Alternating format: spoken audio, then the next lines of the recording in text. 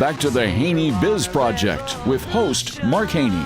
All right. Welcome back to the Haney Biz Project, brought to you courtesy of Sun System Technology. I'm Mark Haney, and I am joined by Mr. Roger Akers. How you doing, Roger? I'm just great. I appreciate you joining me. We're here in Mark Tank. Last time you were on the show, we were down at the radio station. Now recording here in my office. I got to walk like 6 steps to get over here to hang out with my good buddy, Roger Akers. This is so much more comfortable, let me tell you. It's much less intimidating. Well, welcome back. Today we're talking about investing. We're talking about venture capital. You're an angel investor and a venture capitalist. Maybe you can start by giving us an overview of your background, and then we'll dive into some of the nuts and bolts and see if we can demystify venture capital and angel investing for our listeners. That'd be great.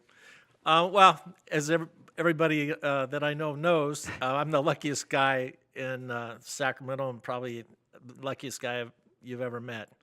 And part of that, we won't go into all of that, but the reality is I had some great successes early on, and I had some great mentors early on that really helped me understand business and helped me grow personally to be able to handle the rigors of growing businesses, and got to build a successful business from about 1983 up to 95. And I was lucky enough to be able to sell that company, and it was in an IT consulting services company, and we had a great success there and made enough money so I get to horse around these days. You know, well, we'll talk about some of that luck. You found a way to parlay that luck into some very good skills, right? Some very good wins. Let's talk about some of that too. Well, and from that, when we got that sold at the right time, I might add, I took some time off. My wife helped me take some time off, and then I kind of reinvented myself and started a little consulting firm and did some work for Intel and Cisco Systems, but just to kind of waste some time to figure out what I really want to do in the future. And then got a partner, and we started Akers Capital and raised the first venture capital fund here in the Sacramento region. And it was small. It was in comparative terms, but it was the type of investing and the type of capital that the region needed, and that's what we thought that this region needed very, very badly. And we were able to put $2 million into a company and have money in reserve to help them into the future. So we got to make a number of great investments in the Western U.S. and here in the Sacramento region, and help grow some businesses, grow some great management teams, and ultimately have some great successes. Well, let's talk about choosing those businesses, because there are so many people that want help from venture capitalists like yourself and like Kurt, who's coming up on the show, and private equity. There's a lot of people that have ideas about growing businesses. How do you decide which businesses, which entrepreneurs are ready for the kind of investment that you want to bring?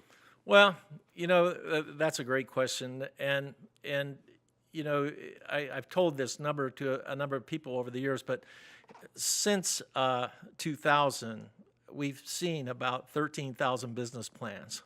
Wow. So how do you ever evaluate and do a good job at really evaluating that many business plans? So you have to have a fairly rigorous criteria to be able to do that. You bet. And if you evaluate that and say, why did you make the investments that you did, and why did you pick the companies that you did overall? It's all about the people. Okay. It was all about the people and the teams of people, and putting the right people. Usually, every one of the business models that we ultimately picked to invest in, those business models ultimately changed.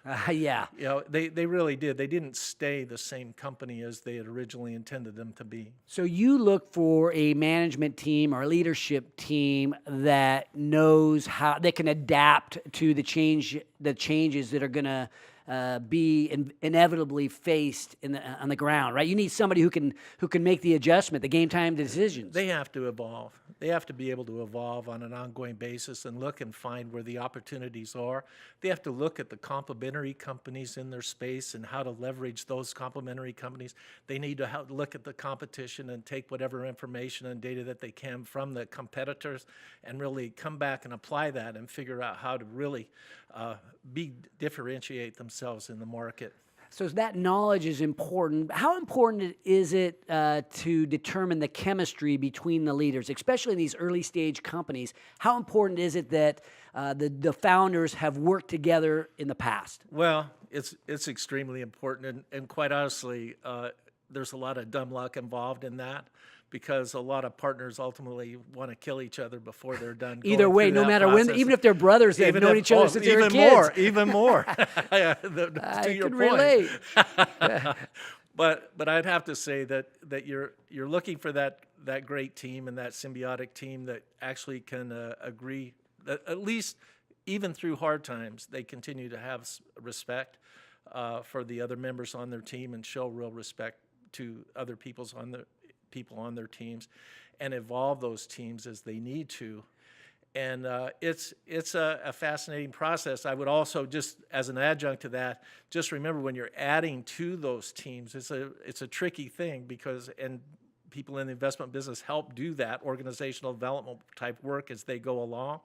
And I have to tell you, if you get 1 out of 3 people that are successful that you hire into those types of situations, you're average. Yeah. If you get 2 out of 3, you're better than everybody else. And if you get 3 out of 3, you're lying to yourself. Yeah. Well, we talked about this a little bit at the beginning, how betting on the right horses is so important, whether it's a fight, an MMA fight, or whether it's a business strategy or a business team.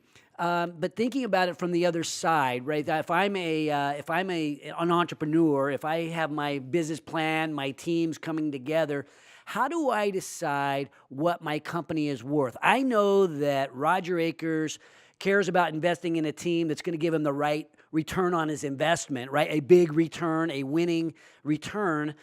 But how do I price my product? How do I price my business if I'm earlier in the game? Maybe I don't even have much revenue yet, or any. There's a lot of different ways to look at that question. You get pretty analytic and read a lot about that. But at the end of the day, your investor and the right investor for you, there's a couple of things that you need to look at in the right investor. And it's also a great way to sell to those investors as well.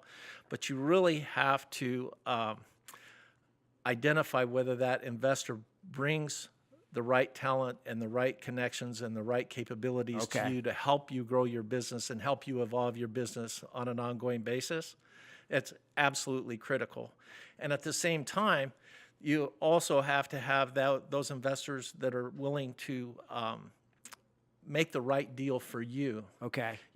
If they knock you down and they take whatever you value that business at originally, and they take too much of the business, you're going to resent that as you go along, because you're the one doing the real work for a living, right? There's got to be enough motivation remaining in the thing. So any good investor has to make it fair for the people that they're putting their lives on the line to go make that company work, and they have to be fair. And if you find those guys that are investing in those kinds of businesses that are trying to be bottom feeders and take every nickel and be unfair in that process and control every single aspect of that business growth, you're going to find that they're the wrong investor, and don't get involved with them if you possibly can. It has to be fair. Now, just a couple of metrics on that front. Just so you know, I don't care whether you're raising $1 million or you're raising $10 million. On your first round, don't give away more than 33% of your company. Okay? Just don't do it. And they'll try, but just don't do it. They'll try to take more than 33%. Do not give more than 33% up at the first. Whether it's 10 or 1, you're still going to give up about 33 million or 33% of the company. And then you'll figure out in order to figure out what the valuation of your company is, that pre-money valuation, right? Something that's really important to do there is go figure out how much money you're really going to need to get to your first inflection point, i.e. when you're going to start being able to scale growth and really making revenue, and then what it's going to take to get to a point where you're breaking even and actually really starting to accelerate your business. And when you figure out those 2 points and how much money that really is going to need, multiply times 2, and that's what your valuation is. It's art, not science. It's Oh, art. wow. Very informative stuff. I think we could talk about this all day long. We're going to bring on a man who knows, has a lot of experience in later stage companies. Mr. Kurt Rocca of DCA Capital will be joining us after the break. This is the Haney Biz Project.